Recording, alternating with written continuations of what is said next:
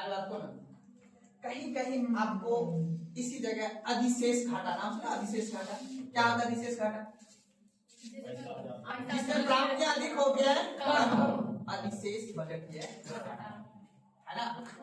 संतुलन घट घाटा, प्राप्ति और व्यय दोनों क्या हो बराबर, उसे क्या बोलेंगे? संतुलन घटा।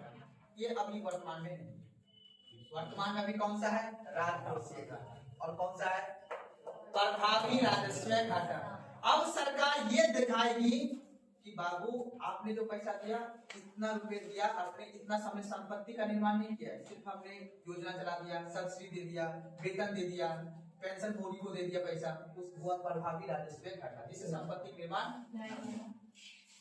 अब आते हैं राजकोषीय घाटा। हमने क्या बताया था? क्या दर्शाता है राजकोषीय घाटा? सरकार ने ऋण कितना है ना, इससे बात है ना, याद है ना। अब एग्जाम्पल देंगे, ध्यान समझना, राजकोषीय घाटा मतलब है कि राज के कोष में कितना आ रही, हमको ये देखना है कि राजस्व जो प्राप्तियां हुई थी, समझे बात को ना, उसमें से हमें घाटा कितना लगा, अर्थात सरकार ने विदेशी संस्था से या किसी अन्य से कितना मैंने ऋण प्राप्त किया। अब इसमें ऋण को छोड़ के राजकोषीय घाटा बताइए, ऋण को बताइए ना। आप बताओ, सरकार के पास मान लो एग्जाम्पल के तौर पे राजकोष में जो घाटा लगा है, राजकोष में घाटा लगता है ना। अब राजकोष जो विदेश से हमने जो प्राप्त ऋण किया होगा, विदेश से भी प्राप्त किया होगा, उसके सरकार क्या करेगी? उसको इंटरेस्ट भी देगी ना, इंटरेस्ट देती है ना सरकार। और इंटरेस्ट अगर सरकार देगी उसको, तो इंटरेस्ट देने के लिए हमें क्या करना होगा? उससे संपत्ति का निर्माण होगा मेरा। अगर हमने वर्तमान समय में अगर हमने किसी देश से ऋण लिया है, तो ऋण लेने के बदले में उसको हमको क्या देना पड़ता है? ब्याज देना पड़ता है ना। तो अगर हम ब्याज दे रहे हैं, ब्याज को भी काउंट यहाँ पे नहीं करेंगे। राजकोषीय घाटा में ऋण को काउंट तो नहीं करते, लेकिन जो पुराने जो रहते हैं, पिछले साल करते ना ऋण, नहीं समझ में आया? तो पहले लिखो, एक एक करके पहले इसको लिखो, प्रभावी घाटा लिखो, प्रभाव को लिख लिया है, प्रभाव अपने मन से लिख के आए थे।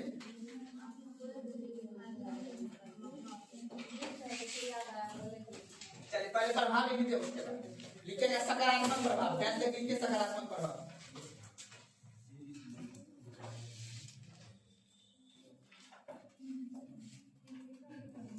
लिखेगा राजकोषीय घाटा के सकारात्मक प्रभाव, राजकोषीय घाटा के सकारात्मक प्रभाव। कॉपी लिख लिए, अब लिखिए पॉइंट देखिए।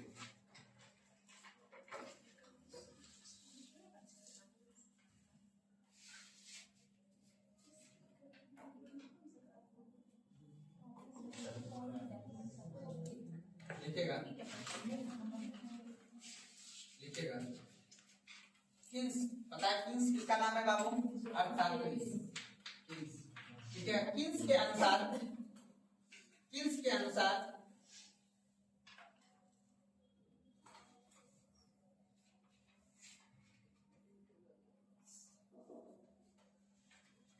मंदी जैसी अर्थव्यवस्था से निकलने के लिए, किन्स के अनुसार मंदी जैसी अर्थव्यवस्था से निकलने के लिए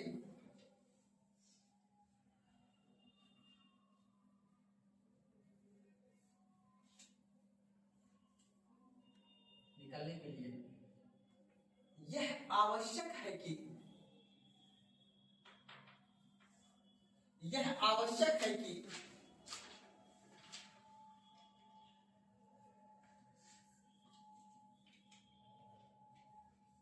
सरकार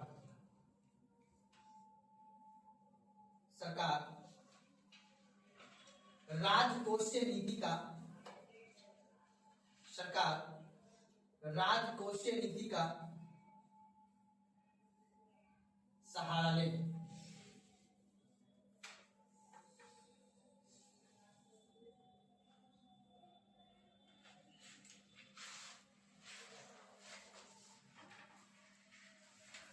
कोई दिक्कत नहीं। राजकोषीय नीति का क्या ले बाबू? सहारा। आगे लिखेगा। अच्छा क्यों लेगा सहारा? राजकोषीय नीति का राजकोषीय घाटे का सहारा क्यों लेगा सरकार? क्योंकि जब तक व्यय खर्च मतलब खर्च अधिक नहीं करेंगे, प्राप्तियों से खर्च अधिक करेंगे, तभी ना बाबू अपने रोजगार जनरेट होगा। और रोजगार जनरेट समझ लो कैसे रोजगार जनरेट हो जाएगा? व्यय करेंगे मतलब आपको पैसा देंगे ऋण पे, है ना? आप वस्तु ज्यादा खरीदेगा और वस्तु ज्यादा खरीदे तो वस्तु का मांग अधिक होगा। जब वस्तु का मांग अधिक होगा तो उद्योग लगेगा उससे अधिक, है ना? इसलिए इस बात को याद रखना है कि अगर सरकार आर्थिक मंदी से दूर होना चाहती है यानी निकलना चाहती है तो किन्स के अनुसार मंदी से बाहर निकलने के लिए सरकार को राजकोषीय घाटा की सहारा लेना पड़ेगा। सुनाएगा बात को? अगला पंक्ति की सहारा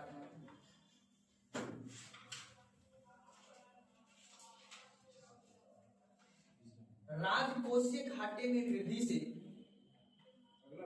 हाँ बाबू, राजकोषीय घाटे की वृद्धि से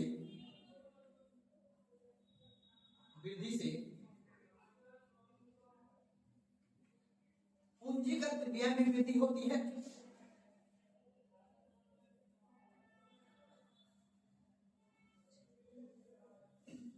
कोई दिक्कत समझने में लाइन पे?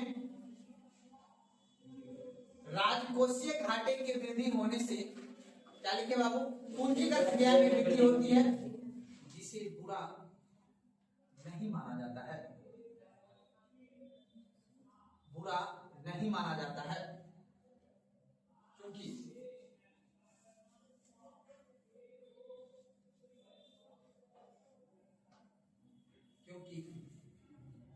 नई संपत्ति का सृजन होता है, क्योंकि नई संपत्ति का सृजन होता है।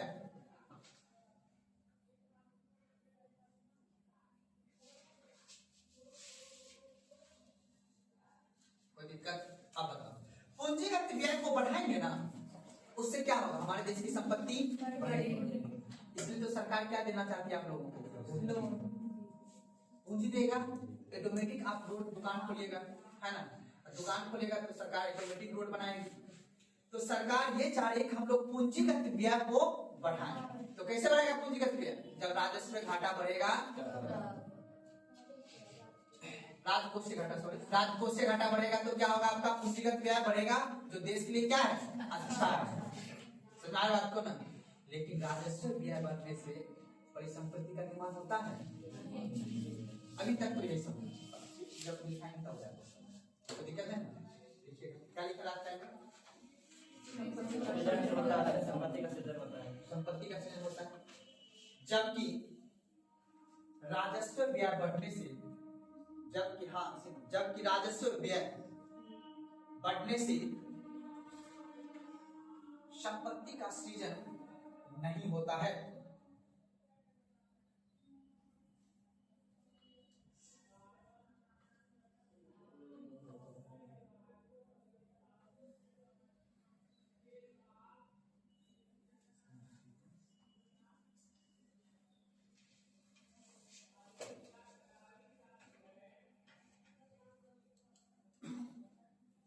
इनसे प्राप्त राजकोषीय घाटा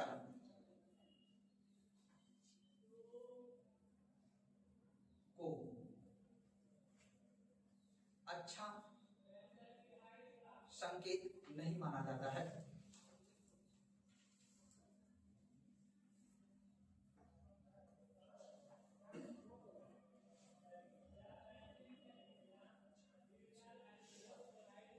बात को, पूंजीगत व्यय से बढ़े राजकोषीय घाटा को अच्छा संकेत माना जाता है, जबकि राजस्व घाटा से यानी राजस्व व्यय से बढ़े राजकोषीय घाटा को अच्छा संकेत नहीं माना जाता। दोनों शब्द समझिए बात को, कोई दिक्कत नहीं है। दोनों में याद रखिए, एग्जाम में पूछता है कि राजस्व व्यय के बढ़ने से राजकोषीय घाटा क्या अच्छा संकेत है? नहीं, राजस्व व्यय नहीं बढ़ना चाहिए। क्या बढ़ना चाहिए?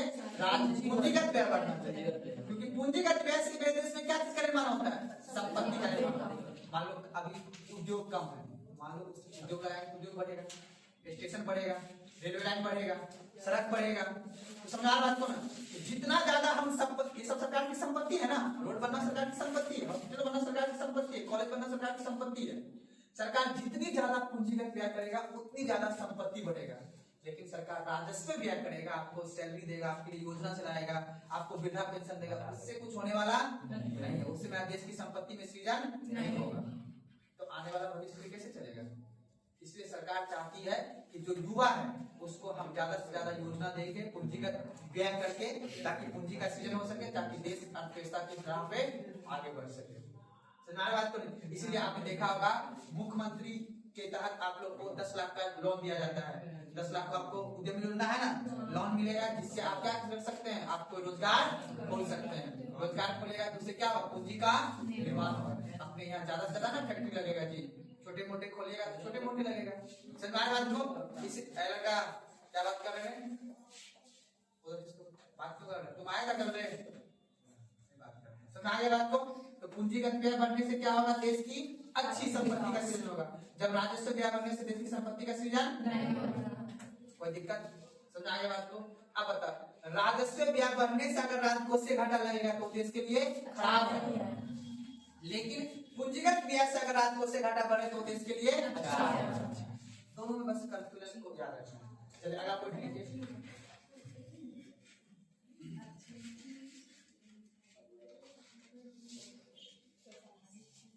आपका तीसरा पॉइंट, हाँ लिखिएगा, सरकार द्वारा कल्याणकारी योजना चलाने से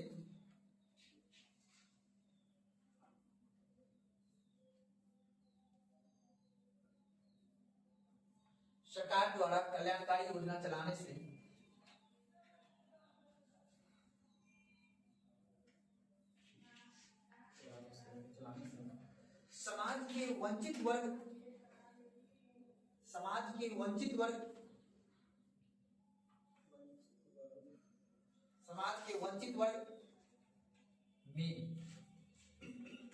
में सुधार तो आती है,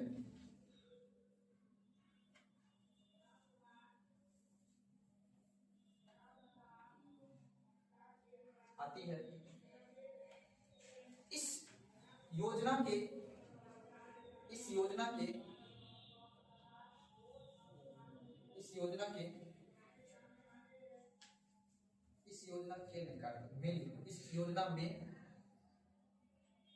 होने वाले खर्च बढ़ने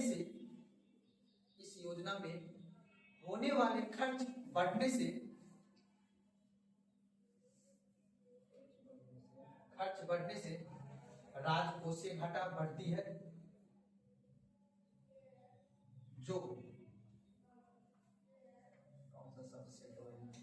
जो अनुचित माना जाता है, उचित माना नहीं जाता है, अनुचित माना जाता है। आप बताओ, सोचो सरकार कैसे चलती है। सरकार को एक तरफ देश में गरीबी तो मिटाना है ना, लेकिन देश के लिए बेहतर अनुचित राजकोषीय घाटा। अगर कल्याणकारी योजना चलाने से सरकार की राजस्व बढ़ रही है, यानी खर्च हो रहा है, संपत्ति का सृजन नहीं हो रहा, भले गरीबी मिट रहा है, लेकिन अब गरीबी मिटाने का भी तो प्रकार है ना। सरकार पैसा एक खिलाएगा तो फिर सरकार देश चल पाएगा नहीं ना। फिर अपन कैसे लोग आदि खरीदेंगे, क्या राफेल कैसे खरीदेंगे, बात को ना। तो राफेल खरीदने के लिए क्या लगता है, डॉलर लगता है ना। डॉलर के लिए अपने पास पैसा होना चाहिए, पूंजी होना चाहिए। तो एक तरफ गरीबी मिटाने के लिए अगर सरकार सारी योजना चलाने लगेगा, वंचित वर्ग को चलाने लगे, राजकोषीय घाटा बढ़ जाएगा। लेकिन राजकोषीय योजनागत व्यय अगर सरकार कर रही है तब तो ठीक है, लेकिन अगर ज्यादा खर्च कर दे रहा है कल्याणकारी योजना चलाने के लिए तो वो राजकोषीय घाटा बढ़ जाएगा, जो अनुचित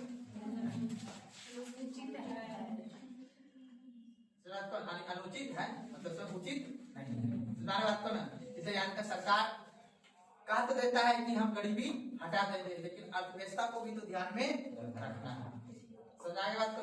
ये था इसका प्रभाव, ये बस समझाने के लिए लिखा हूं ताकि आप सोच सको, ठीक है ना। चलिए अगला टॉपिक लिखिएगा, एक टॉपिक लिखिएगा प्रभाव के बाद लिखिएगा प्रभावी राजस्व घाटा। टॉपिक लिखिएगा प्रभावी राजस्व घाटा।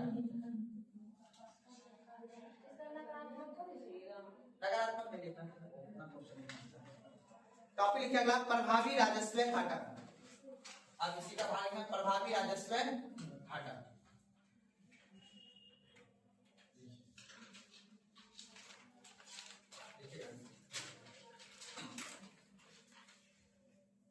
यह राजस्व घाटा, हाँ यह राजस्व घाटा,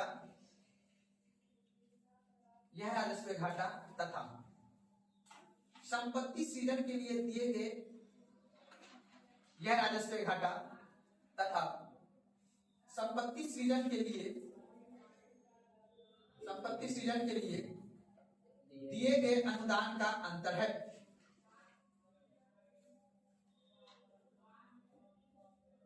यह राजस्व घाटा तथा संपत्ति सृजन के लिए दिए गए अनुदान का अंतर। एक मिनट थोड़ा रुक जाना, समझ लो।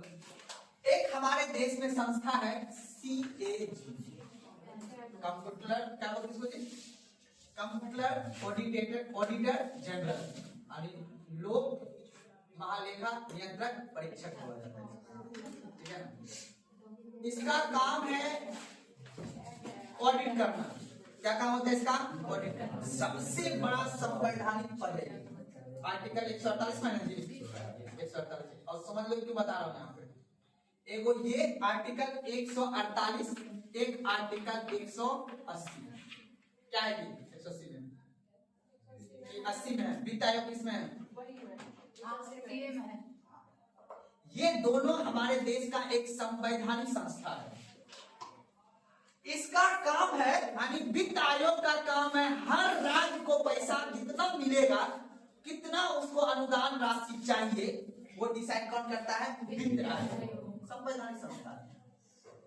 और उस पैसा को खर्च कहां कहां करेगा, किस किस क्षेत्र में। अब देखो क्षेत्र तुमको समझना है, पूंजीगत व्यय कितना, अर्थात कुल मूल्य कितना बनाना है, सैलरी वेतन कितना देना है, कल्याणकारी योजना कितना चलाना है, योजनागत व्यय कितना करना है, वो सभी डिसाइड कौन करेगा? ऑडिट। कितना खर्च हुआ उस पे, उन सभी का जांच पड़ताल कौन करता है? CAG करता है। इस कुछ हो ना हो कभी भविष्य में, इसका रिपोर्ट कभी मौका मिले यूट्यूब पे जाके पढ़ा करो। अभी CAG ने जस्ट रिपोर्ट जारी किया है, हमने बिहार को लेते। बिहार सरकार ने को जितना रुपया केंद्र से अनुदान मिला ना, मतलब जो राशि मिला केंद्र से, वो ज्यादा रुपया खर्च कर दिया वो सैलरी वगैरह देने पे,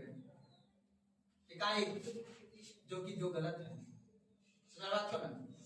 कोई जरूरत नहीं था इतना वैकेंसी निकालने का टीचर का। एक तरफ से सोचो तो निकाला, बात सही है, सीधा कर देता सब भरो फॉर्म, स्पेशल एलिजिबिलिटी दिया, सब गंगा में बह गया। 4 चैप्टर कॉन्स्टिट्यूशन लिखने नहीं आता, उसका सैलरी है 50,000 रुपया। सरकार कहां से पैसा बुलाएगा? राजस्व भी यही ना बढ़ेगा, तो राजस्व घाटा बढ़ जाएगा। नहीं यहाँ पे नहीं बढ़ेगा जी। अब सोचो वो समझ में आ रहा है। इसलिए सरकार चाह रहा है ज्यादा से ज्यादा ड्रोन आए, सब बिहार पुलिस को बैठा देंगे घर में, सीधा जाएगा ड्रोन। 112 नहीं जाएगा, कौन जाएगा? आएगा क्या आएगा? आने वाला टाइम है 2035 में। अब कोई आदमी वो ट्रैफिक बलदार दिखा वो नहीं रहेगा, वो कौन देगा? कैमरा। वो सीधा जूम करेगा, नंबर प्लेट देखेगा कहां ओवर स्पीड गया है, तुरंत चलाना उसके घर पे पहुंच जाएगा। ये सब दिल्ली में लागू है, गुड़गांव में लागू है, अपने यहाँ बिहार ऐसा नहीं कि दुनिया इतने को है। दुनिया चेन्नई, बेंगलोर, मुंबई, गुड़गांव, नोएडा, ये जो महानगर है, कोलकाता, घूमो कभी जाके देखो वहां का इंफ्रास्ट्रक्चर कैसा है। तो इसीलिए अब देखो तो CAG ने रिपोर्ट जारी करता है और इसी रिपोर्ट समीक्षा का आधार पर पता चलता है कि सरकार ने किस किस क्षेत्र में कितना रुपया खर्च किया है। अब देखो सरकार कैसे चलता है, आपको पता है मंत्रालय ने इस बार बजट पेश किया, मान लो 2026-27 का बजट में पेश हुआ। अच्छा, स्वास्थ्य मंत्री मंगल पांडे, कौन है बाबू? स्वास्थ्य मंत्री ने अलॉटमेंट किया कि बाबू हमको मिलना चाहिए 1 लाख करोड़। कितना मिलना चाहिए? 1 लाख करोड़। बोला क्या करोगे आप? तो बोला कि हम हॉस्पिटल बनाएंगे, दरभंगा में बनाएंगे, बेगूसराय में बनाएंगे। बोला ठीक है। अब ये मंगल पांडे साहब के जो चमचा बेलचा जिसने वोट देकर जिताया था, मंगल पांडे निकालेगा टेंडर। क्या निकालेगा? अच्छा मान लो निकाल दिया इसने, बोला ले लो टेंडर, इतना 500 करोड़ 300 करोड़ का निकालेगा टेंडर। वो टेंडर लेगा कौन? उनका साला। कौन लेगा? नेताजी का साला लेगा। ठीक है, कौन नेताजी है ना। फिर अब ये टेंडर पास होगा तो यहाँ से बनेगा। अब देखो टेंडर पास होगा, तब जाके यहाँ से जब टेंडर पास होगा तब जाके बाबू यहाँ से बिल बजट पेश बनेगा। पैसा घूम फिर के कहाँ जाता है? उसी के अकाउंट में। साला किसका है? नेताजी का है ना। एगो ये हुआ, ई कौन हुआ? एमएलए साहब। इसके पास कौन रहता है? चमचा बेचारा। एक होता है इसी का प्रूफ कॉपी का नाम है अधिकारी। कौन है? डीएम साहब। वो बोलेगा डीएम साहब को फोन किया कौन? डीएम साहब को फोन कौन किया? बोलो। नेताजी। नेताजी फोन करते हैं और नेताजी का कहना है कि देखो ऐसा है, एगो रोड बनना है। बोला कितना का बजट है? आप बात समझो यहाँ पे ध्यान से। अब रोड बनना है तो बोल देगा कि देखो बाबू 1000 करोड़। कितना है बाबू? 1000 करोड़ का बजट है और रोड बनना है कहाँ से? बेगूसराय से लेके कहाँ जाएगा? पूर्णिया तक रोड। कहाँ तक जाएगा? बोला इंजीनियर को बुलाओ और जमीन का क्या करो? सर्वे करो। सबसे ज्यादा बचत है दो चीज में, एक ग्रामीण विकास के लिए जो रोड बनता है उसमें, और जो ये एनएच वगैरह बनता है इसमें। ये दोनों में पैसा तुरंत पास होता है। रोड बनना है ना, सरकार चाहती है जितना जल्दी रोड बनेगा उतना ज्यादा गांव बनेगा, और गांव बनेगा तो उतना जल्दी पैसा आएगा सरकार को। तो सरकार क्या करती है कि डीएम से बोलेगा डीएम साहब जमीन खरीदिए, सबका जमीन औने पौने दाम पे सरकार खरीद लेता है। जब खरीदता है तो सारा पैसा कहाँ जाता है? डीएम साहब के अकाउंट में। एक अपने देश का सबसे बड़ा खूबी है बाढ़। क्या है? बाढ़। आपातकालीन घटना। आपातकालीन घटना जिसको बोलते हैं आकस्मिक घटना। आकस्मिक संचित निधि से पैसा निकालने के लिए किसी का परमिशन की जरूरत नहीं है। डीएम साहब को पता है अपन को खरीदना है डायमंड कर रही है, उसको बोल दिया है अपने कन्या को, ठीक है ना, कि देखो बाबू टेंशन नहीं लेना है। अपन है खगड़िया का डीएम। कहाँ का है? और खगड़िया में आएगा जुलाई में बाढ़। क्या आएगा? और तुमको हम जुलाई के बाद अगस्त वाला महीना में हम तुमको गिफ्ट करेंगे डायमंड का या नेकलेस, जो भी बोलते हैं। समझ रहे बउआ? ये डीएम ही बोल रहा है। डीएम का छोटे छोटे कर्मचारी, क्योंकि जितना भी अभी जो विधानसभा विधान सुने हो ना, चौथा प्रखंड जो है अभी सारा बाढ़ में डूब जाएगा।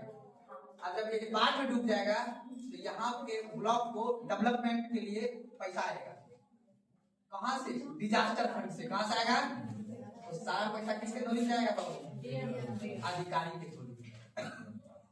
ये बनाएगा कभी कि बाढ़ ना आवे? ऐसे दुनिया चलता है। समझा बात को ना? अब पूर्णिया वाला जिला, पूर्णिया वाला उधर दरभंगा वाला तो मस्ते में, उसको पता है, सब कुछ सोचा हुआ है उसका। अच्छा हमको खरीदना है बेंगलोर में फ्लैट। कितने का है? कितने का है? 100 करोड़। डीएम साहब का सीधा चलना है कम। क्या बात करते हो? दुनिया ऐसे चल, पैसा पर नाम किसी का लिखा हुआ है? ऐसे दुनिया चलता है। नाम को ना अपन लोग तो हजारों महीने में, कोई लाखों में चलता है, उसके बाद करोड़ों में। ऐसे दुनिया तो पूरे को मजा ले रहा है दुनिया का। एगो नेता एगो अधिकारी, क्योंकि इसके पास दोनों चीजें, पैसा के साथ साथ ताकत भी है। विवेकाधीन ताकत है ना। समझ बढ़िया से बोला। सरकारी काम में रुकावट इसको डाल दे है। और किसी के पास ये ताकत, कोई शाहरुख खान के पास ये ताकत है, वो बोल सकता है तुम रुकावट डाल से देने में नहीं।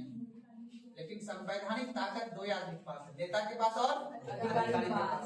बोल देगा ऐसे कर इसको डालो जेल में 5 घंटा देर इसका सकल को अच्छा नहीं लगे इसको डालो जेल में। ऐसा ताकत है उसके पास। बात को ना, तुम लोग कभी पब्लिकली में घूमने जाओ तो तुमको इस चीज को एहसास होगा कि ताकत कितनी बड़ी चीज है। तो 1 मिनट में डीएम साहब फोन करेगा, तुम्हारे घर पे हॉस्पिटल उठ के आ जाएगा। घर पे हॉस्पिटल आ जाता है। क्या चाहिए आपको? ऐसे दुनिया चलता है।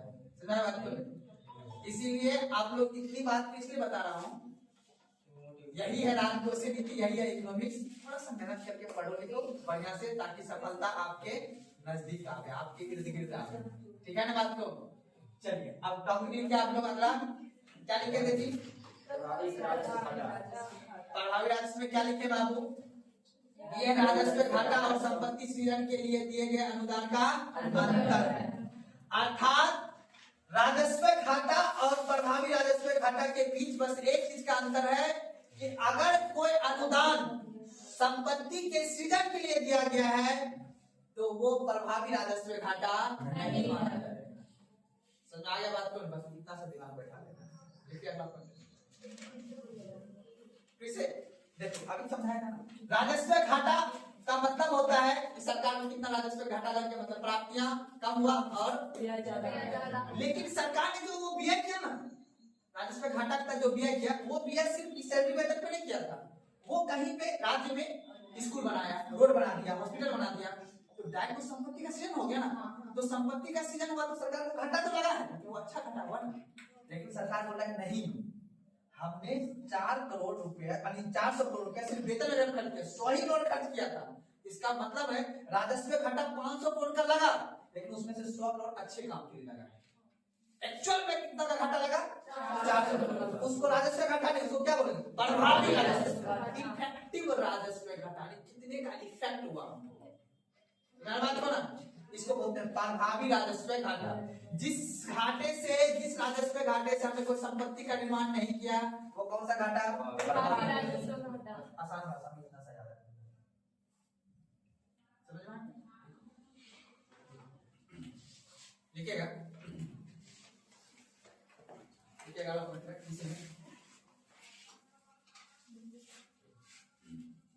केंद्र सरकार के द्वारा, केंद्र सरकार के द्वारा, केंद्र सरकार के द्वारा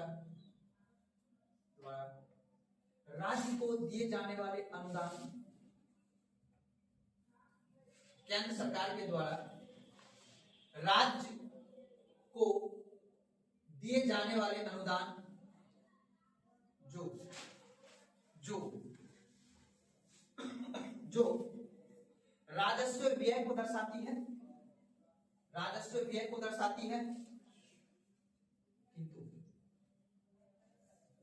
किंतु इस अनुदान से राज्य सरकार, किंतु इस अनुदान से राज्य सरकार, किंतु इस अनुदान से राज्य सरकार अपनी संपत्ति में सृजन कर लेती है,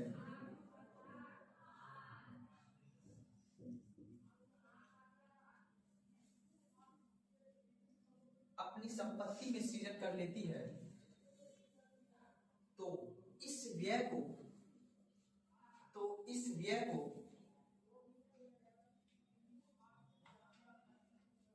तो इस व्यय को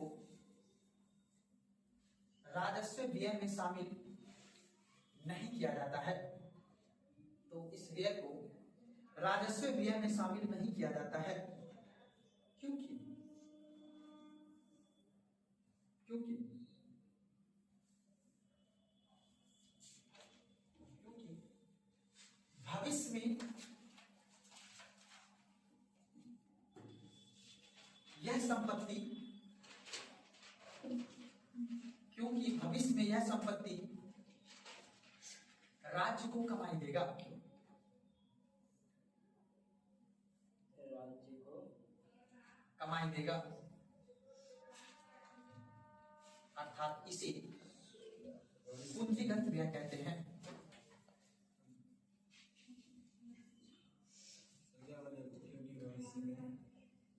क्योंकि भविष्य में ये राज्य को कमाई देगा,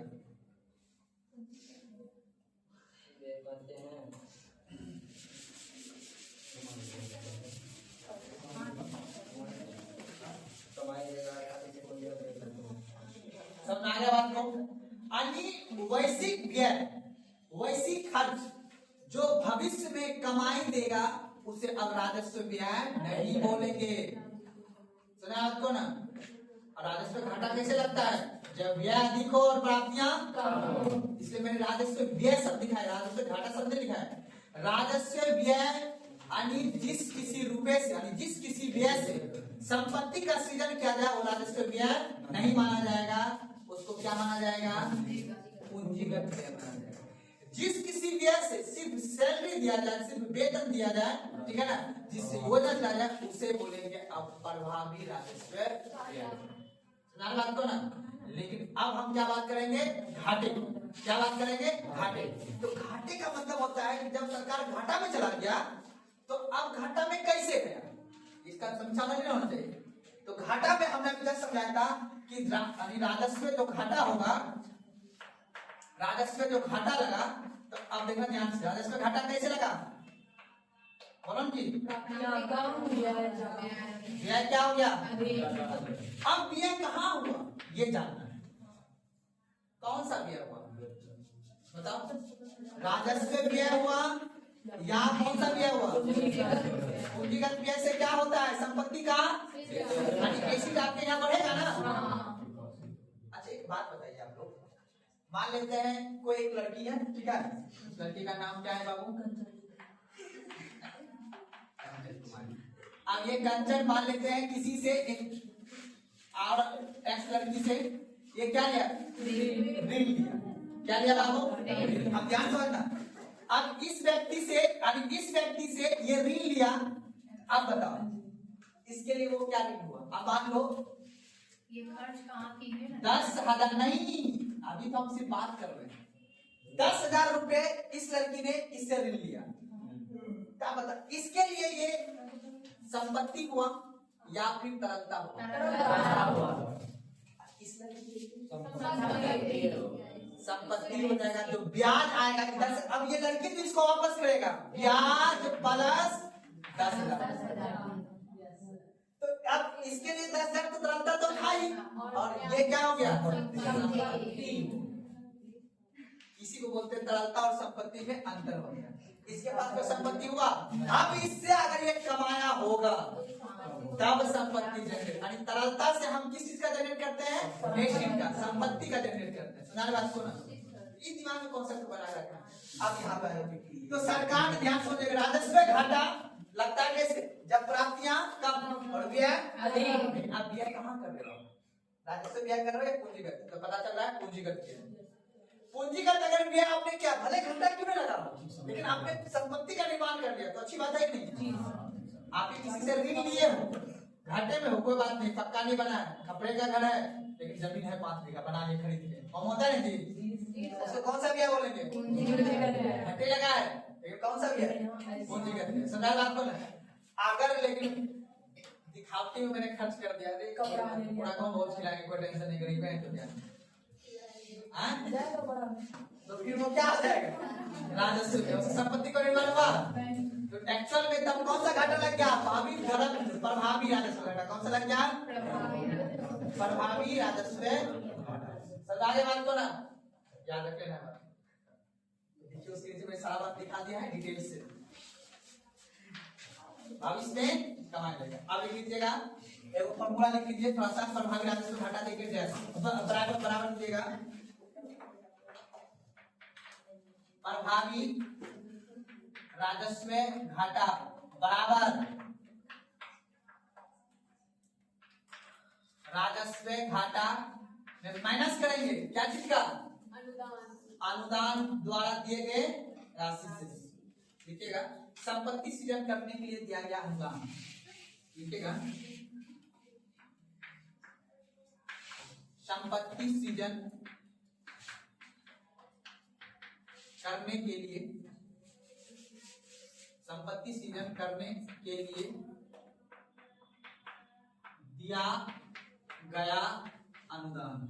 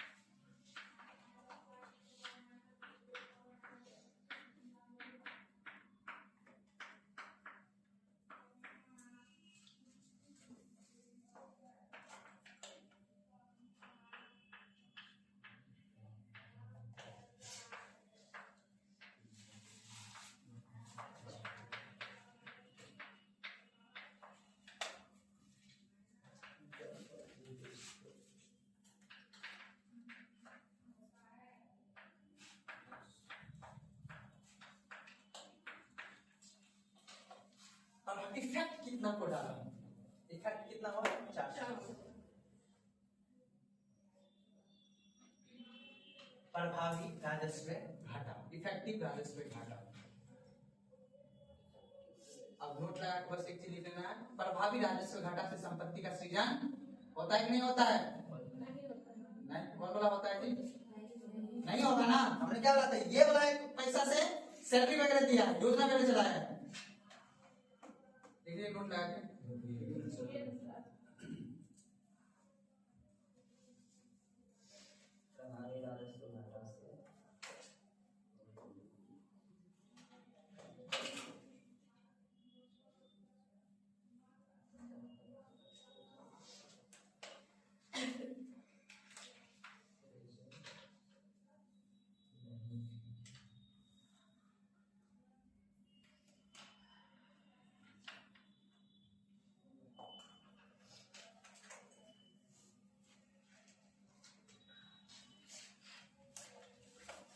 अब एक्सेल में कभी बजट फिगर देखिएगा तो आप प्रभावी राजस्व घाटा में देखिएगा तो समझिएगा कि इसमें कितना सैलरी वगैरह सरकार दे रही है।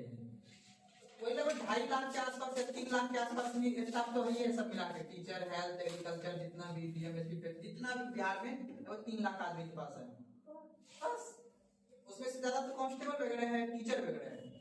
अधिकारी लोग क्या होगा, 101 एसडीएम है, मान लो कि 101 अनुमंडल है तो 101 बाकी सचिवालय में बैठा होगा, बाकी बीओ हो गया, सीओ हो गया, डीएम 38 को है तो 38 को होगा, 10 को होगा वहां बैठल क्या बोलते हैं सचिवालय में बैठा होगा। और कहाँ तो बड़ा बड़ा अधिकारी तो कम में ना होता है, टीचर का जनसंख्या ज्यादा होगा, टीचर हो गया, कांस्टेबल वगैरह, इस सब का जनसंख्या ज्यादा रहता है तो सैलरी भी तो कम है। चलिए आगे बढ़े, तो टॉपिक लिखे प्राथमिक, हाँ नोट में लिखे, नोट में क्या लिखा है जी, लिखिएगा प्रभावी राजस्व व्यय से, प्रभावी राजस्व घाटा से, सॉरी प्रभावी राजस्व घाटा से संपत्ति का सृजन नहीं होता है। प्रभावी राजस्व घाटा से संपत्ति का सृजन नहीं होता है। अब बताओ, सरकार जो 10 लाख का उद्यमी योजना दे रहा है वो किसके लिए दे रहा है? कौन सा व्यय कर रहा है? पूंजीगत व्यय। कौन सा खर्च कर रहा है वो? पूंजीगत व्यय। आपको ये दे रहा है प्रभावी राजस्व घाटा वो कर रहा है? नहीं कर रहा है। प्रभावी राजस्व व्यय नहीं कर रहा है। कौन सा व्यय कर रहा है वो? पूंजीगत व्यय कर रहा है। उससे क्या चीज होगा भविष्य में? संपत्ति का सृजन होगा। आप कोई भी चीज खोलिएगा, कोई उद्योग खोलिएगा तो उससे क्या होगा? सरकार का ही बढ़ेगा ना। कैसे बढ़ेगा? आप उससे कमाइएगा तो उससे सरकार को आप टैक्स भी दीजिएगा और जो ऋण पे लीजिएगा तो ऋण भी देना पड़ेगा आपको। तो सरकार की क्या चीज का डेवलप हो रहा है? एसिड का हो रहा है डेवलप। सरकार ने आपको क्या दिया? लायबिलिटी। क्या दिया सरकार ने आपको? लायबिलिटी। आपको पैसा दिया है, तरलता दिया है, तो उससे सरकार क्या कमाएगी? अपना एसिड कमाएगी। बस इकोनॉमिक्स की भाषा में ऐसे समझना है। अगर आपको कोई लायबिलिटी दे रहा है तो समझिए कहीं ना कहीं उसका उसमें एसिड छिपा हुआ है। समझ में बात को ना? आप आसान बोलते हैं भाषा में बोलते हैं स्वार्थ। क्या बोलते हैं? स्वार्थ। अगर आपको कोई हेल्प कर रहा है, कोई मदद कर रहा है तो कहीं ना कहीं उसमें कोई ना कोई स्वार्थ छिपा हुआ है। तो स्वार्थ क्या हो जाता है? एसिड हो जाता है कि नहीं है जी?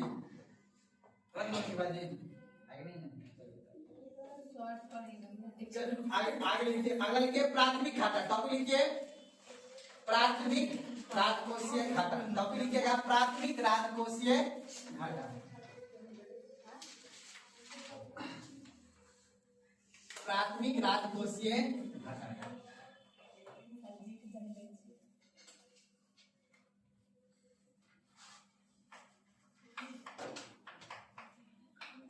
प्राथमिक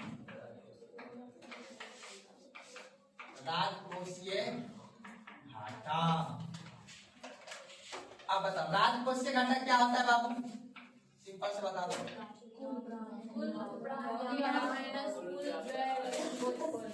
है ना? यानी कहने ध्यान समझिएगा, यानी कुल बात नहीं, कुल जो प्राप्तियां हुआ है बाबू, ठीक है ना? कुल जो प्राप्तियां हुआ है, कहाँ प्राप्तियां होगा? राजस्व प्राप्तियां और पूंजीगत प्राप्तियां से होगा। समझाएगा आपको? यहाँ तो कोई दिक्कत नहीं ना? अब कुल जो प्राप्तियां हुई सरकार को, और सरकार ने जो कुल क्या किया? व्यय किया। अगर सरकार ने कुल व्यय क्या कर दिया? अधिक कर दिया। कौन सा घाटा लग गया? राजकोषीय घाटा। अब यहाँ पे हम लोग पढ़ेंगे प्राथमिक घाटा। सरकार ने जो व्यय किया, सरकार ने जो खर्च किया होगा, इसमें से अब बताओ प्राप्ति जो सरकार को कहाँ कहाँ से हुआ है? राजस्व प्राप्तियों से हुआ होगा। अब पूंजीगत प्राप्तियों में मैंने एक वर्ड बताया था आपको, पूंजीगत प्राप्तियों में कि सरकार दूसरे देश से क्या लेती है?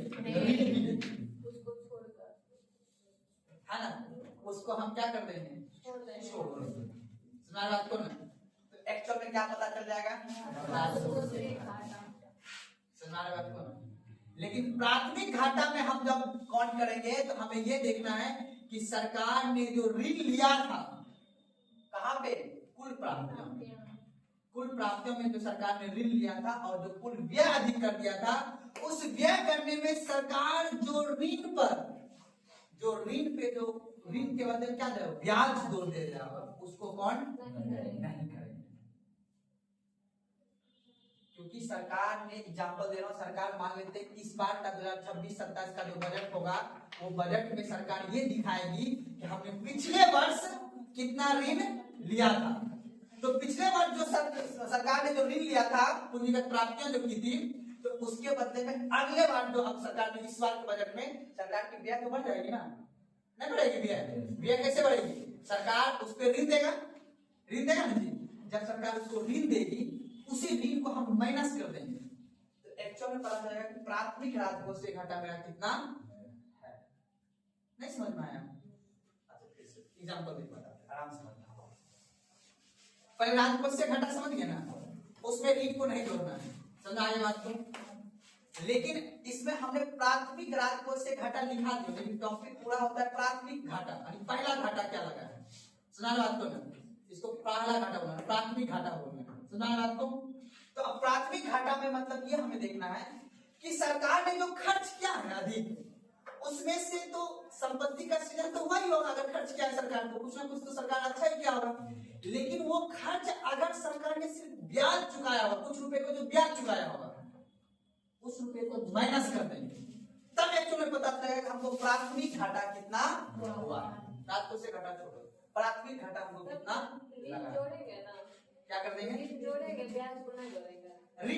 तो पहले जुड़ा हुआ है प्राप्तियों में, ऋण तो राजकोष से घाटा में जुड़ा हुआ है ना, समझ बात को ना। विदेशी वाले ऋण को नहीं जुड़ा हुआ है ना, लेकिन अगर संपत्ति को बेच अगर हमने ऋण लिया है तो वो तो है ना।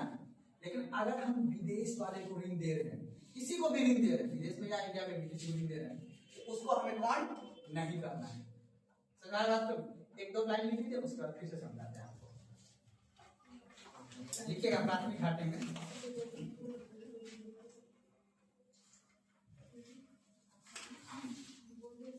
लिखिएगा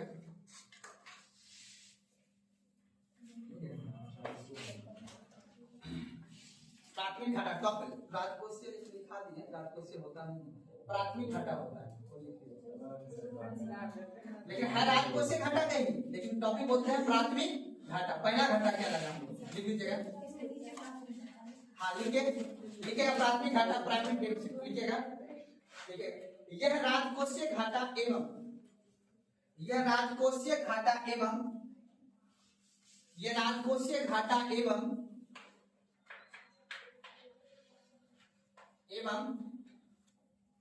ब्याज भुगतान के अंतर को दर्शाता है।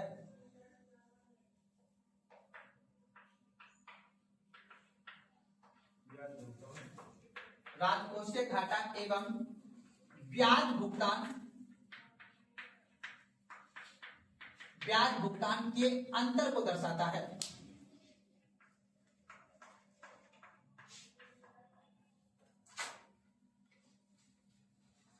कोई दिक्कत है ना? अब देखो समझ, इस सोच लो कि सरकार को घाटा लग गया। कौन सा घाटा लगा है? सरकार को राजकोष से घाटा, एग्जांपल दे रहा हूं, मान लो सरकार राजकोष से घाटा कितना लगा है? 500 करोड़, ठीक है ना।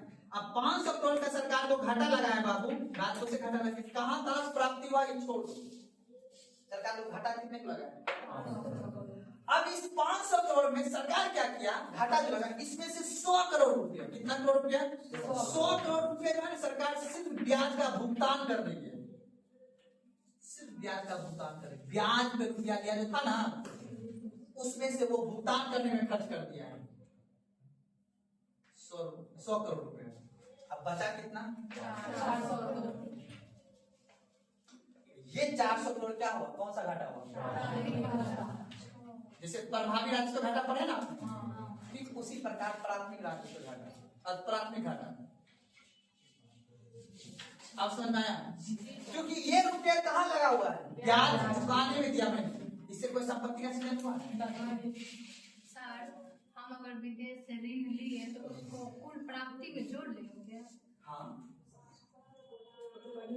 कुल प्राप्ति में हमारे पास प्राप्ति जहाँ जहाँ से हुआ, ऋण देखो, ऋण में तो क्या लेते हैं, जैसे वर्ल्ड बैंक से हमने लिया, हम ऋण लेते हैं आरबीआई से, ऐसे समझो आप, नॉर्मल भाषा में समझो, हम ऋण किससे लेंगे, हम मतलब भारत सरकार, भारत सरकार ऋण किससे लेगा, आरबीआई ऋण किससे लेगा, तो किसका क्या प्रधानमंत्री देगा ना, आरबीआई को जानता है वर्ल्ड बैंक, हमारे देश को जानता है, तो देश उसके साइन होता है, ठीक है, हस्ताक्षर होगा दोनों देश के राष्ट्राध्यक्ष के बीच, उसके बाद फिर वहां से पैसा पैसा वो ट्रांसफर जहाँ करेगा, ट्रांसफर कर देगा, तो फिर उसके बाद काम स्टार्ट हो जाएगा। राजकोषीय घाटा में कौन सा ऋण छोड़ेगा? कौन सा राजकोषीय घाटा में? राजकोषीय घाटा में ऋण को छोड़ते हैं ना, कौन सा ऋण? जैसे ब्याज दर को छोड़ते हैं ऐसे बोलते। कौन, एक बार पूछ लो पहले, समझ ध्यान से। जैसे राजस्व मेरे यहाँ प्राप्ति हुआ, राजस्व प्राप्ति होगा टैक्स के पैसा से और डेट टैक्स के पैसा, वो भारतीयों द्वारा ही होगा। राजस्व प्राप्तियां, राजस्व ऋण क्या, जैसे राजकोषीय घाटा, हाँ ठीक है, राजकोषीय घाटा में हम ब्याज भुगतान जो करेंगे ना, उसको माइनस कर देंगे, सुना बात को ना, तो एक्चुअल पता चलेगा कि हमको घाटा कितने को, प्राथमिक घाटा मेरा कितना, प्राइमरी डेफिसिट। तो इसलिए मैंने बताया ना, राजकोषीय घाटा और ब्याज भुगतान के अंतर को दर्शाता है। अंतर कितने का हुआ है बताओ? 400 करोड़ का है ना जी, अंतर है 400 करोड़ का। एक्चुअल पता चलता है कि बाबू प्राथमिक घाटा में कितने लगा, ब्याज भुगतान को माइनस कर देंगे, और राजकोषीय घाटा में जितना भी लगा है उसमें क्या कर देंगे हम, ब्याज भुगतान को माइनस कर देंगे, तो क्या निकल के आ जाएगा? ब्याज ना दिखाते हैं, ऋण लिखा है कि यहाँ पे खाता ब्याज भुगतान को छोड़िए ना। अच्छा तो लिख लीजिए ब्याज भुगतान, ब्याज भुगतान को छोड़, ब्याज इंटरेस्ट, ऋण नहीं इंटरेस्ट। अच्छा बोलने से मैं मिस्टेक हो, ब्याज भुगतान, ऋण की जगह ब्याज लिख दो।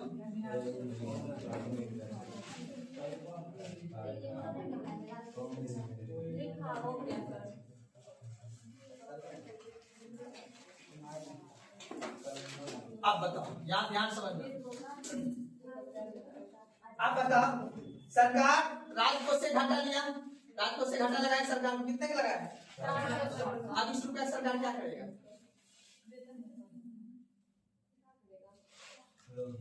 क्या किया होगा तो घाटा लगा, पूंजीगत व्यय क्या होगा ना, आसान भाषा में पूंजीगत व्यय, सॉरी राजकोषीय घाटा तो सरकार को लगेगा, पूंजी कल्याण कार्य योजना चलाया होगा, या फिर पूंजीगत व्यय क्या होगा, अत्यधिक पुल बना दिया होगा, ठीक है ना, पूंजीगत व्यय ही क्या होगा, तब जाके क्या लगा, घाटा लगा, और घाटा लगेगा सरकार को कितने का, 400 करोड़ का, जिसपे ब्याज चुकाएगा और जिसमें जो है पूरा प्राइमरी डेफिसिट जो रहेगा, वो दोनों जोड़ के क्या होगा, राजकोषीय घाटा होगा। लेकिन ब्याज भुगतान को माइनस कर देंगे, तब एकदम पता चलेगा क्या हुआ है, प्राथमिक घाटा कितने का। अर्थात प्राथमिक घाटा ये दर्शाता है कि हमारे देश में ऋण के अलावा कहां-कहां सरकार ने खर्च किया है। सुना बात को ना, ऋण को छोड़ के बाकी पूंजीगत व्यय पे, पुल कितने बनाया, हॉस्पिटल कितने बनाया है, उन सभी पे सरकार ने कितना खर्च पड़ा है। एक बार फिर से बताता हूँ, ध्यान समझना, राजकोषीय घाटा सरकार को कितनी प्राप्तियां हुआ है, कुल प्राप्तियां, और व्यय अधिक हो जाए तो सरकार को क्या लग गया, राजकोषीय घाटा, जो 3% माना जाता है। कुल प्राप्तियां से 3% अधिक व्यय करने का अधिकार है किसके पास बाबू, सरकार के पास, उसको क्या बोलेंगे, राजकोषीय घाटा। समझ आ रही बात को, सरकार ने जहां से भी प्राप्त किया वो मैटर नहीं करता है, बात करें चाहे भारतीय संपत्ति को बेच के किया हो या किसी से भारत में ही ट्रेजरी बिल बेच के ही सरकार ने अपना ऋण प्राप्त किया है, कोई दिक्कत नहीं। लेकिन सरकार अगर किसी से उधार लेके जैसे ही प्राप्ति किया हो, लेकिन सरकार ने प्राप्तियों से अधिक अगर खर्च कर दिया तो सरकार को क्या लग गया, अब सरकार के राजकोषीय घाटा जितना करोड़ रुपया हुआ होगा, एग्जाम्पल मैंने दिया आपको 500 करोड़, उस 500 करोड़ में सरकार क्या कर रही है, कुल कुछ रुपए को किस पे खर्च कर रही है, ब्याज भुगतान पे खर्च कर रही है। खर्च तो वही आवा। तो बाकी जो कुल रुपया बचा, ब्याज भुगतान करने के बाद जो घाटा वाला रुपया बचा होगा, उस रुपया को क्या माना जाएगा? प्राथमिक घाटा। सरकार को एक्चुअल पे घाटा। अब देखो क्यों?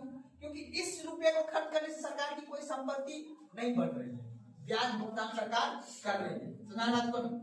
पहले भविष्य में मान लो कि सरकार ने किसी से लायबिलिटी लिया है, अगर सरकार ने किसी से उधार लेके काम किया है, सरकार की लायबिलिटी बढ़ी है, कोई दिक्कत नहीं, सरकार के पास पैसा आई है। अब सरकार उस पैसा को कहाँ खर्च किया ये नहीं निर्भर करता है। मान लो सरकार ने लायबिलिटी लेके विदेश से कर्ज लेके सरकार मान लो सैलरी दे रहा है, तो अच्छा है? नहीं। सरकार अगर उस खर्च से दूसरे से उधार लेके अगर सरकार अपने यहाँ संपत्ति का अगर निर्माण करेगा तब अच्छा है। सुना बात को ना? इसीलिए सरकार कह रही है कि आप ब्याज भुगतान करने से कितने खर्च करें उसको हम प्राथमिक डेफिसिट में नहीं मानेंगे, प्राथमिक घाटा नहीं मानेंगे, उसको राजस्व घाटा मानेंगे। समझ बात को ना? तो राजस्व घाटा में ब्याज भुगतान राशि को अगर माइनस कर देंगे तो क्या निकल के आ जाएगा? प्राथमिक घाटा। सुना बात को ना? कोई दिक्कत समझना ना?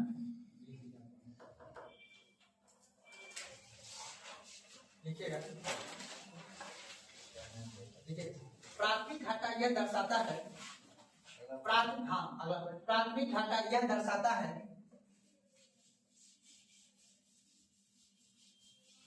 प्राथमिक घाटा यह दर्शाता है कि ब्याज भुगतान के अलावा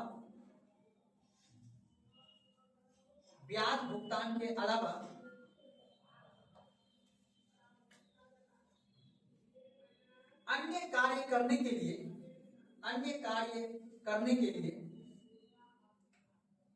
या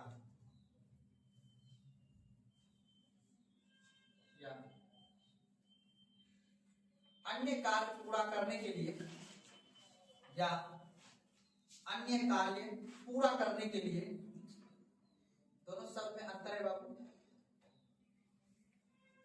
अन्य कार्य पूरा करने के लिए सरकार द्वारा, अन्य कार्य पूरा करने के लिए सरकार द्वारा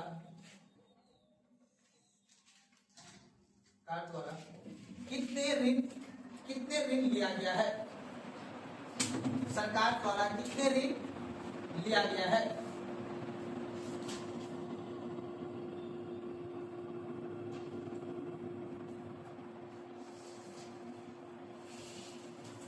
अब समझना कितने ऋण लिया गया, अर्थात राजकोष से घाटा क्या दिखाता है कि हमने कितने ऋण लिए, घाटा दिखाएगा। अगर प्राप्तियां से मैंने अधिक खर्च किया है, इसका मतलब मैंने कर्ज किसी से लिया है, तभी तो मैंने खर्च अधिक किया है ना।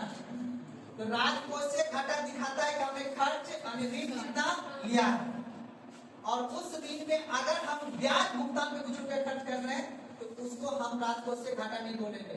समझ बात को ना? ब्याज भुगतान वाले रुपए को क्या कर देंगे? माइनस कर देंगे। लेकिन अन्य कार्य अगर उससे हमने क्या हुआ, डेवलपमेंट का कोई काम किए होंगे, तब जाकर उसको बोलेंगे कौन सा घाटा लगा हमें? ब्याज भुगतान पे अगर हमने रुपया खर्च किया है तो वो कौन सा घाटा हुआ? राजकोष से घाटा हुआ। अंतर समझा बात को ना? तो याद रख लेना आपको, प्राथमिक घाटा बराबर क्या होगा बाबू? राजकोषीय घाटा माइनस ब्याज भुगतान। ब्याज भुगतान क्या निकल कर जाएगा बाबू? प्राथमिक घाटा।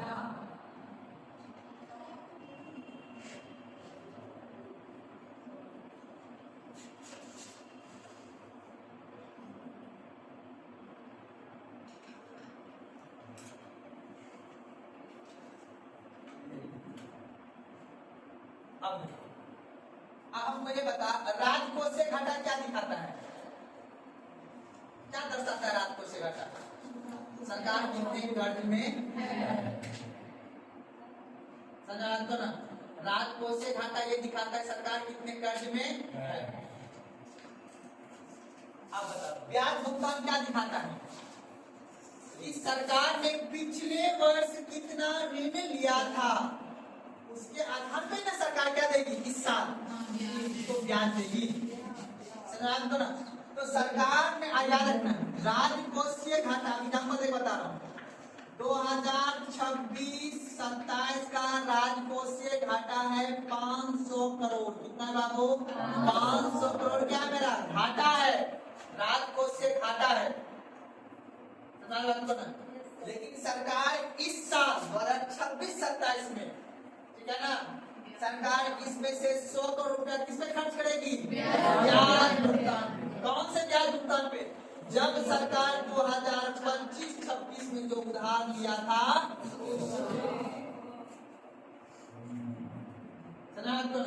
जो 2025-26 में सरकार ने दूसरे देशों से या कहीं से भी ऋण लिया था, उसका ब्याज भुगतान कब करेगा सरकार? अगले साल करेगी, है ना? तो अगले साल करेगी तो सरकार ने दिखाया बाबू हमरे साल इस साल जो प्राप्तियां होगी तो हम सरकार खर्च ज्यादा कर रही है, सरकार को घाटा लग गया, तो उसमें से 100 करोड़ रुपया सरकार कहाँ खर्च कर रही है? ब्याज भुगतान पे। तो सरकार ने एक्चुअल जो सरकार ने 400 करोड़ जो खर्च किया है, इसका मतलब है कि सरकार पूंजी निर्माण अर्थात सरकार अपने देश में संपत्ति निर्माण के लिए सरकार 400 करोड़ क्या किया है? खर्च किया है। इसका मतलब अब बताओ, अगर ये वाला खर्च ज्यादा बढ़ जाएगा ना, दिक्कत ना है, इसका मतलब है हमसे ये चलेगा सरकार ऋण पे ही चल रही है, तो ये वाला खर्च को हम कम करते हैं, इससे घाटा लगा है लेकिन उससे मेरा संपत्ति का निर्माण, इसको क्या बोलेंगे? प्राथमिक घाटा। ये हुआ एक्चुअल, इसको अभी देखा जाता है कि हम अगर घाटे में है, सही है, ऋण लिए हैं, हम बात सही है, लेकिन उस ऋण का हम ब्याजे पे खर्च करें तो फायदा क्या है? इंटरेस्ट पे ही दे रहे हैं, ब्याज पे ही दे रहे हैं, उसका चुकाने में ही खर्च हो जा रहा है, तो फिर घाटे पे मतलब क्या है? तो हम नहीं करेंगे संपत्ति का निर्माण।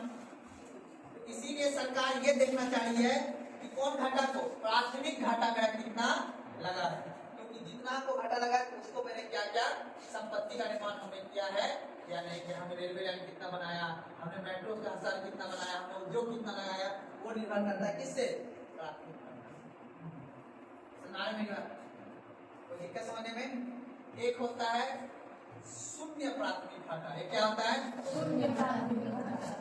क्या होगा शून्य प्राथमिक? मतलब अगर सरकार को मान लो ये घाटा लगा ही नहीं, मतलब बराबर रह गया, तो फिर क्या आ जाएगा? शून्य प्राथमिक। पहले लिख लीजिए, इसमें एक लाइन और लिखना है। क्या लिखे थे प्राथमिक घाटा में? ये वाला लिखे थे ना? चलिए एक बात, एक पॉइंट और लिख लीजिएगा।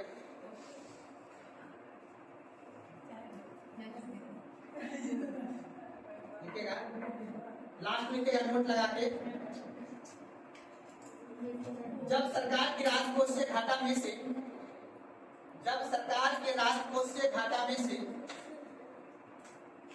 जब सरकार के राजकोषीय घाटा में से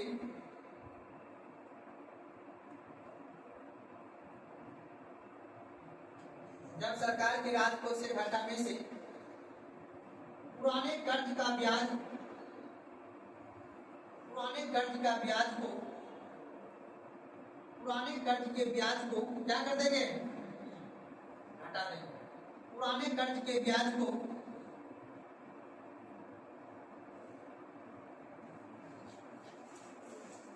घटाने के बाद, पुराने कर्ज के ब्याज को घटाने के बाद,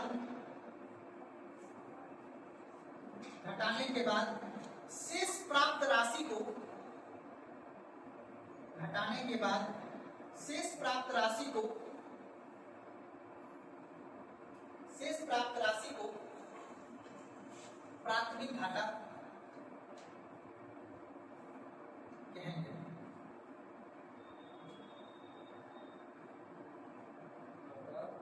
प्राथमिक घाटा बस लिख लीजिएगा, एक एग्जाम्पल देके घाटा लिख लीजिएगा। राजकोषीय घाटा लगा के लिखिएगा बाबू सरकार को, राजकोषीय घाटा है बाबू कितना बाबू बताओ? 500 करोड़। इस 500 करोड़ में से अब बताना ध्यान से, 400 करोड़ या ध्यान से ना, 400 करोड़ संपत्ति सृजन, कौन सा? संपत्ति सृजन के लिए, और 100 करोड़ पुराने कर्ज पर ब्याज भुगतान किसान के लिए खर्च,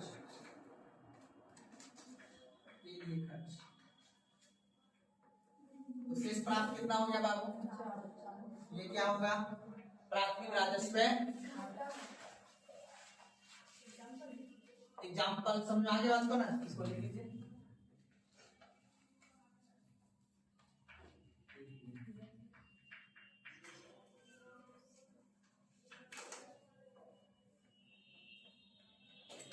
ठीक है ना, लास्ट नीचे लिख लीजिएगा 500 माइनस कर दीजिएगा कितना? 100। कितना निकल के आ जाएगा? ये क्या हुआ? शेष प्राथमिक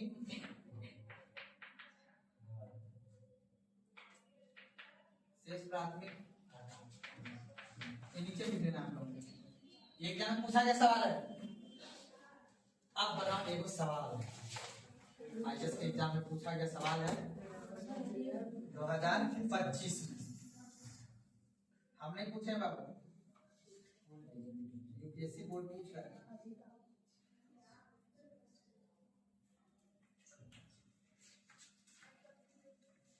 क्वेश्चन लिख देंगे ना तब सब दिमाग लगाना, आंसर आपने अपने मन में रखना है। पहले उतार लीजिए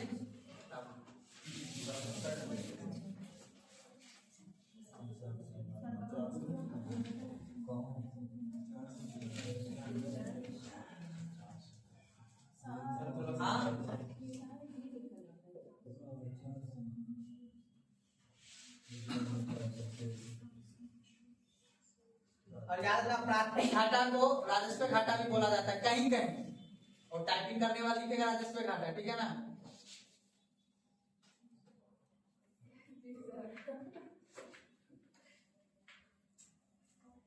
चलिए आगे बढ़े। अब लिखिए क्वेश्चन देखिए ध्यान से, सब आदमी कॉपी में लिखिए, क्वेश्चन उतारिए पहले, ठीक है। आप जो पढ़े हैं उसका सोल्व करके आप लोग लिखाइए। क्वेश्चन लिखा है मान लीजिए, ठीक है ना। क्वेश्चन है मान लीजिए, ठीक है। मान लीजिए सरकार का राजस्व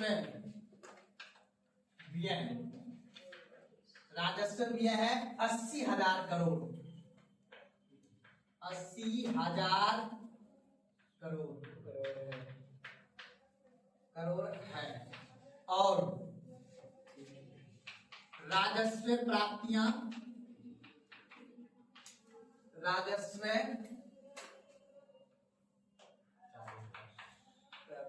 राजस्व प्राप्तियां 60,000 करोड़ है,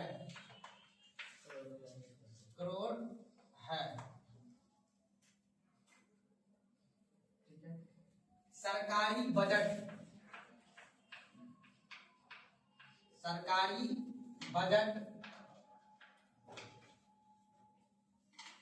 10,000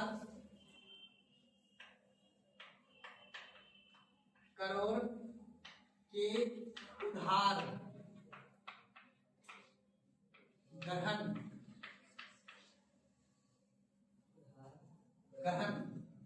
और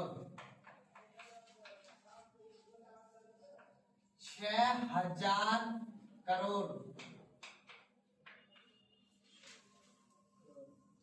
के ब्याज भुगतान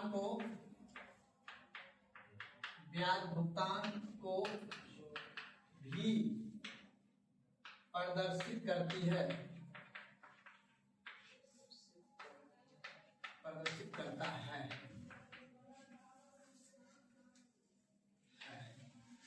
देखो यूपीएससी भाषा कैसे पूछ रहे हैं, सोचना पड़ेगा। अब निम्नलिखित कथनों पर सही चुनना है। अब है निम्नलिखित कथनों में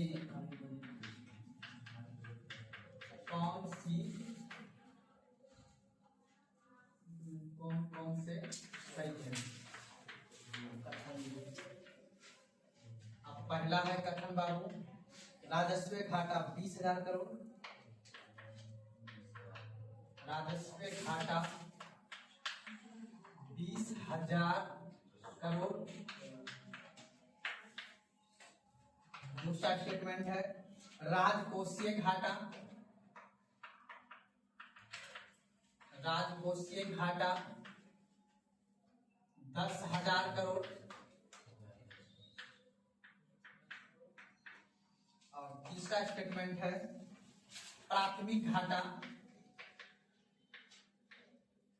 घाटा 4,000 करोड़।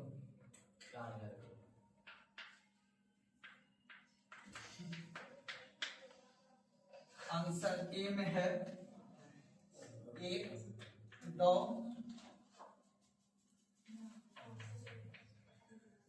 आंसर बी में है 2, 3, आंसर सी में है 1, 3 और आंसर डी में है 1, 2 और 3।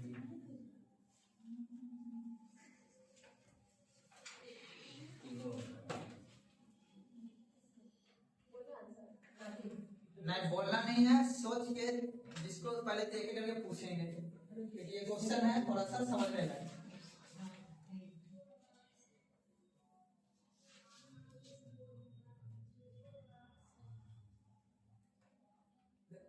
क्वेश्चन है सोच तो तुम कर ही सकते हो, हमको पूरा भरोसा है। सोल्व करो।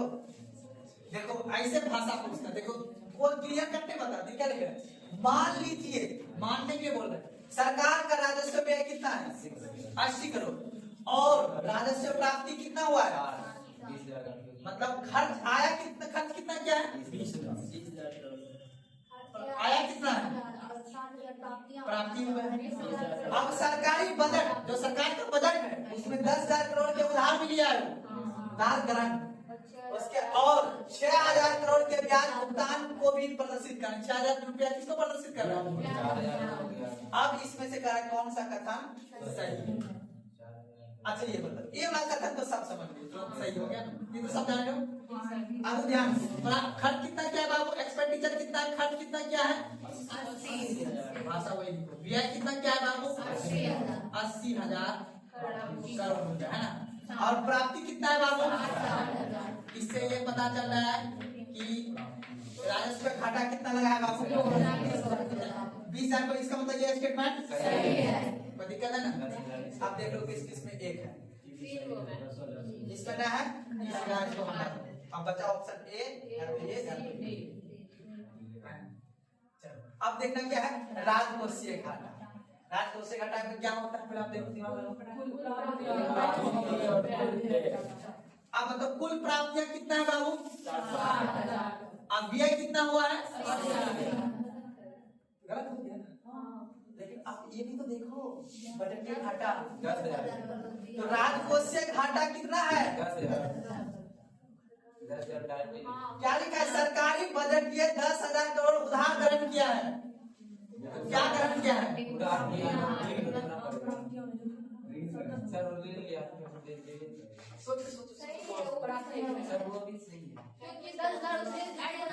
सरकार की बजट ये 10,000 करोड़ के उधार ग्रहण किया। उधार ग्रहण का मतलब सरकार राजकोष से घाटा दिखा रहा है अपने आप को।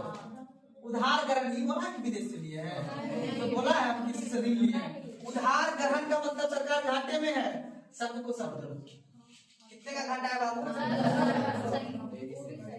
अब और 6,000 करोड़ रुपए का ब्याज भुगतान को प्रदर्शित कर रहा है।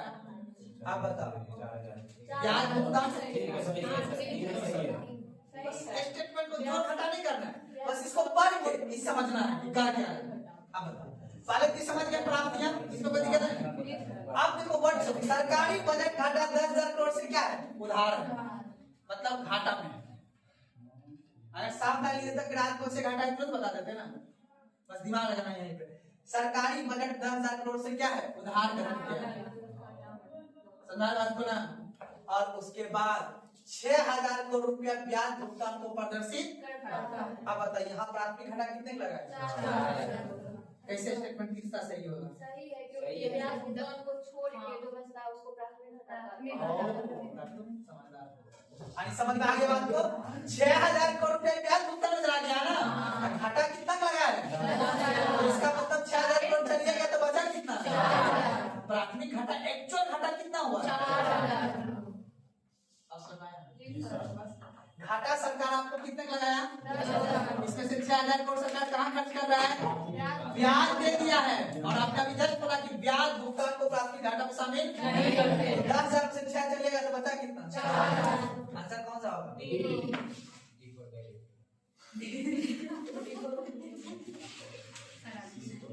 सर आगे बात करो।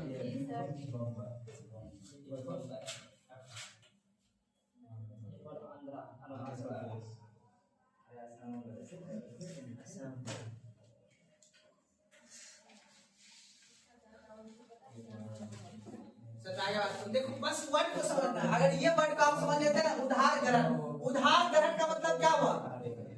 हमने कल भी बताया था, राजकोष से घाटा ये क्या दिखाता है? हम कर्जा में कितना है, कर्जा का मतलब उधार कितना, यही ना, बस ऋण को प्रदर्शित करता है राजकोष से घाटा।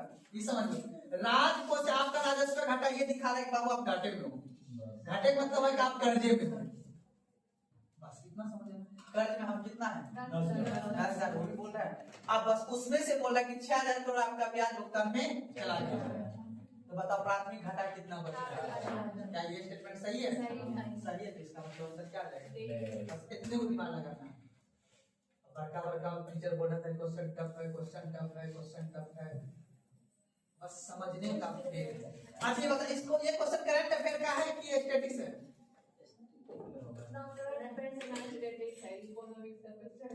स्टैटिक्स क्वेश्चन नहीं मर्जी, बस क्वेश्चन को समझना है। जो डाटा आपको जैसे मैथमेटिक्स में पूछता है ना, बस उसी तरह यहाँ पे सीधा सरकार बोला आप मान लेना है, इतना जो हम लिख के दिए उतने मानना है।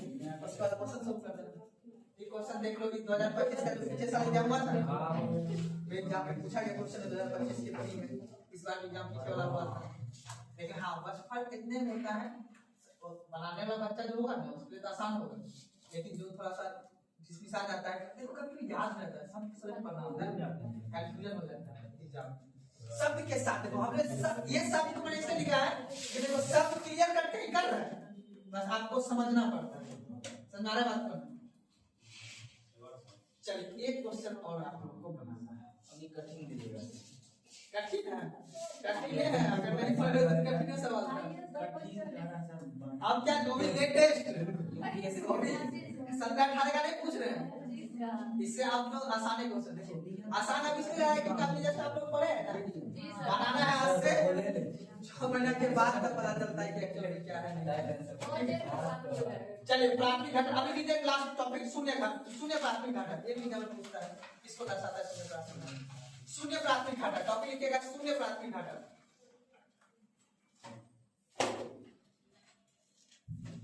शून्य प्राथमिक घाटा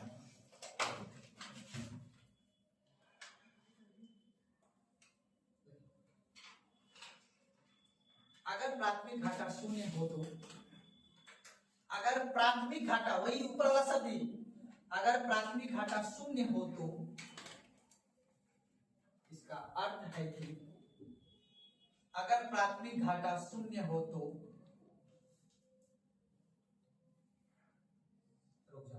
देखिए ना। अच्छा अब इसी शब्द का मतलब आप लोग सिर्फ हमको समझाइए। अगर सरकार बोल रही है कि प्राथमिक घाटा क्या है बाबू? अगर प्राथमिक घाटा क्या है बाबू? शून्य हो गया, तो इसका मतलब है सरकार अपनी सारी पैसा कहाँ खर्च कर रही है? ब्याज दे रहा है। यानी नया को संपत्ति सृजन करने के लिए राजकोष से घाटा नहीं लगा, सिर्फ क्या लगा है? ब्याज देने पे जा रहा है। यानी प्राथमिक घाटा क्या हो गया? शून्य। और याद है ना वही 500 करोड़ में 100 करोड़ कहाँ चला गया है? ब्याज भुगतान पे। और प्राथमिक शून्य घाटा क्या हो गया? प्राथमिक शून्य घाटा 0 हो गया। इसका मतलब है 500 करोड़ राजकोष से घाटा है तो सारा पैसा कहाँ जा रहा है? ब्याज चुकाने में। संपत्ति को सृजन नहीं होगा उस राजकोष से घाटा से। इसलिए याद रखना शून्य प्राथमिक घाटा ये साबित कर देता है कि हम देश को मतलब ब्याज कितना चुका रहे हैं, ब्याज भुगतान कितना कर रहे हैं। तो हमारी बात को ना इसका अर्थ है कि सरकार जो भी नया उधार ले रही है, इसका अर्थ है कि सरकार जो भी नया उधार ले रही है, सरकार जो भी नया उधार ले रही है, वह केवल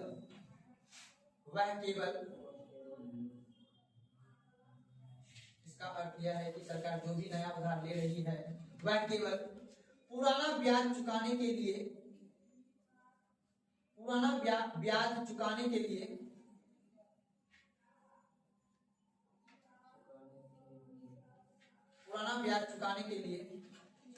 खर्च कर रही है।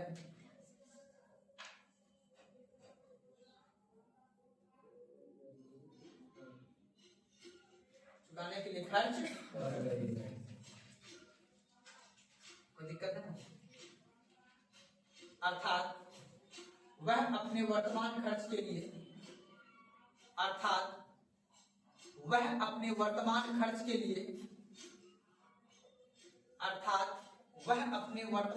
के लिए कोई उधार नहीं ले रही है।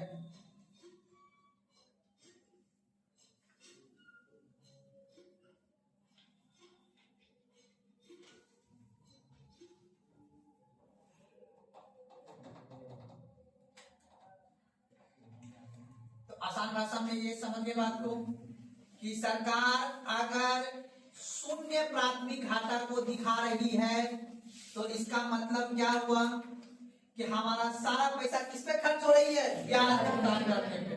तभी तो मेरा प्राथमिक घाटा क्या है? शून्य है। और प्राथमिक घाटा अगर शून्य है तो इसका मतलब है कि सरकार इस वर्ष कोई संपत्ति का सृजन, कौन सा पैसा से?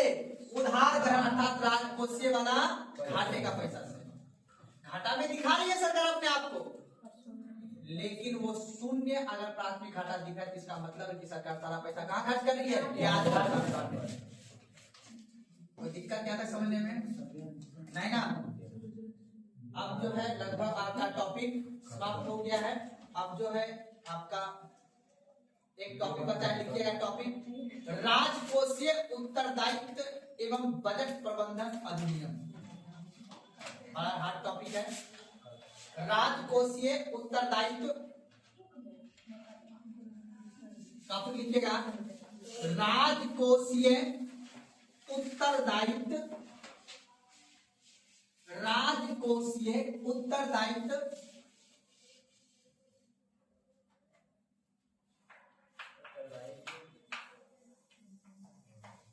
राजकोषीय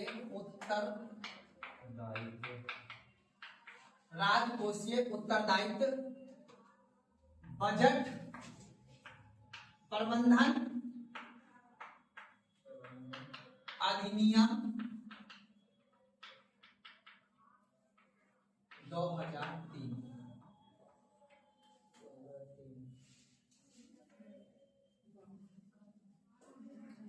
अब हमको एक बात बताइए, सरकार अगर राजकोषीय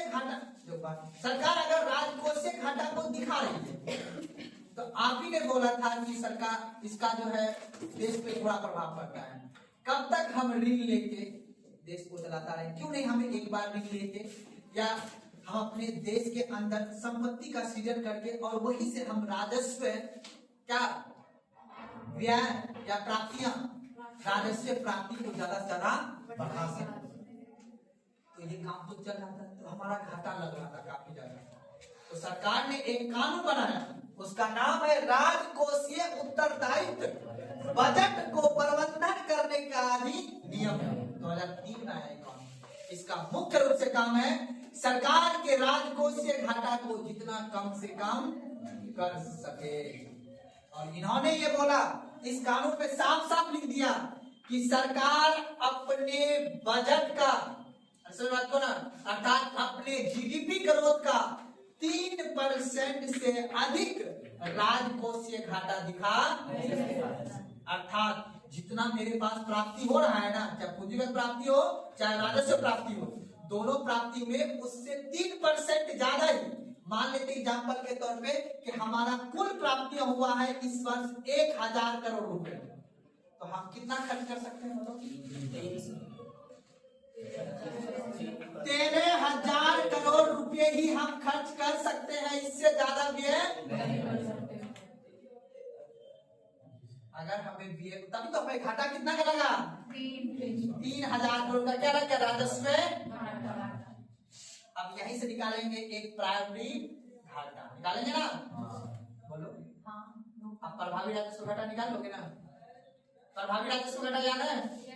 उसमें क्या मैनेज करेंगे? राज्य के द्वारा, राज्य को या किसी को अनुदान के द्वारा दिया जो संपत्ति का अगर शेयर दिया है उसको हम शामिल नहीं करेंगे, और इसमें प्राथमिक घाटा में ब्याज भुगतान को शामिल नहीं करेंगे। इतने को दिमाग लगा, इसके अलावा कुछ नहीं। इतने को क्वेश्चन पूछ रहा है, आगे बात करो। तो अब देखना है यहाँ पे इस उत्तरदायित्व का मतलब हुआ है कि राजकोषीय का उत्तरदायित्व और बजट का क्या करना है? प्रबंधन। कितना परसेंट नहीं होना चाहिए? कब आया था यह अधिनियम? 2003। 2 सवाल पूछा गया यूपीएससी के द्वारा, दोनों तो बनी गया है ना? बाकी और क्या पूछा है भाई? FRBM एक्ट,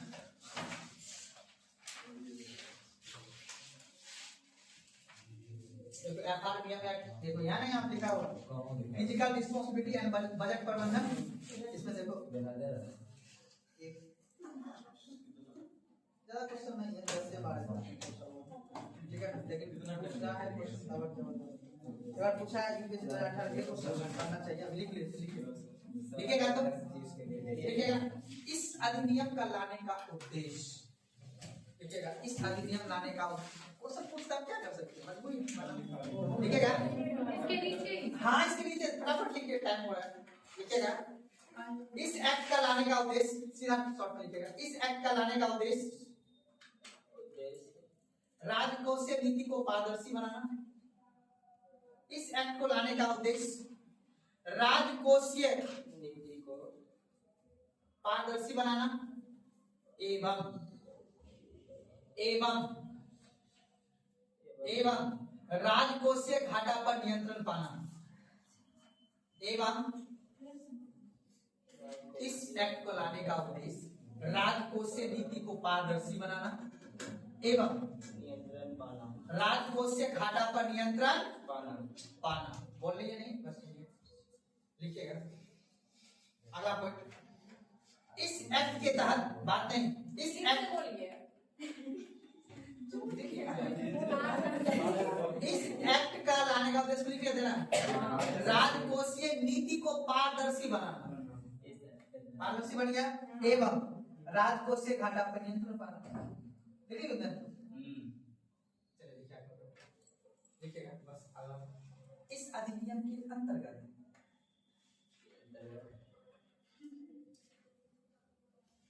संसद दोनों सदनों में,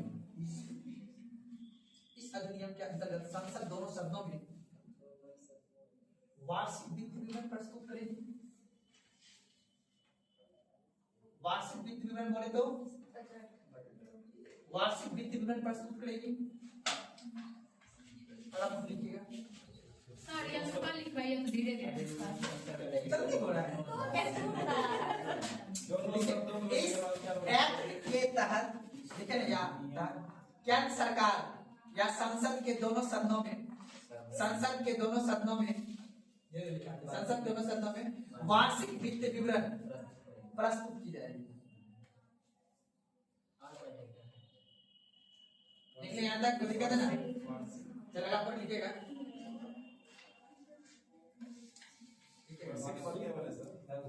संसद क्या लिखेंगे, वार्षिक वित्त विवरण प्रस्तुत करेगी।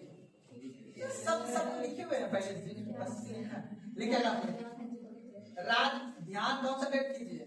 अगला पॉइंट लिखिएगा राजकोषीय घाटा को, अगला पॉइंट राजकोषीय घाटा को जीडीपी के,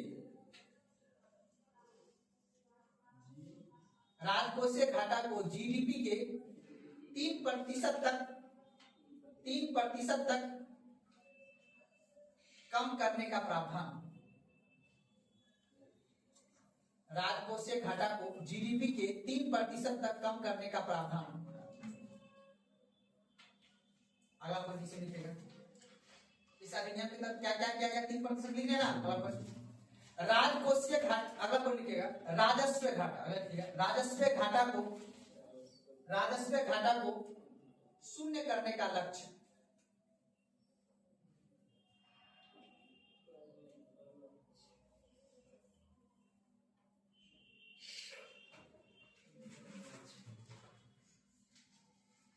कोई दिक्कत? अगला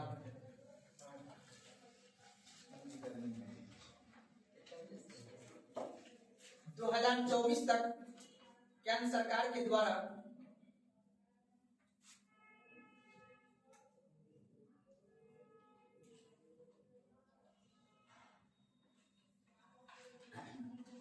केंद्र सरकार के द्वारा जीडीपी का 40% ही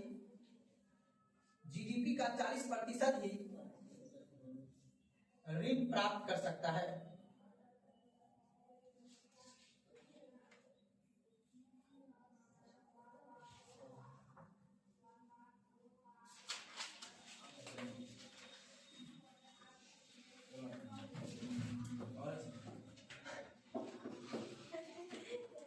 ओके सर। ठीक है, आप लिखो टॉपिक भारत का कर संरचना प्रणाली, टैक्सेशन सिस्टम प्रणाली। कल क्या करना है, कर के बारे में छोटा सा टॉपिक है, आधा एक घंटा में खत्म हो जाएगा। ठीक है ना, बैठे रहो।